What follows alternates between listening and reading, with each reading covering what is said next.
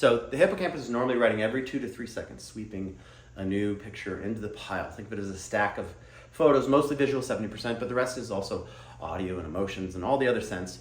And so you've got this stack of photographs that you're creating every 2 to 3 seconds until the amygdala wakes up.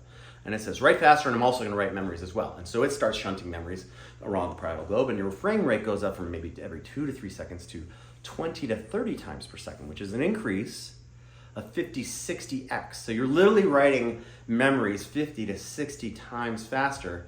And those memories are not only written faster, they store more information and they're more highly recallable. Now, if you know anything about frame rates in video, if you speed up the frame rate in a camera, but play it at the same speed, everything slows down. So that's what happens, right? You're in a car crash, you're about to lean in for the first kiss, everything slows down in those super intense moments. That's your amygdala waking up. And by the way, it only wakes up for 2 things really. Never do that again, or always do that again. Don't die. Please procreate.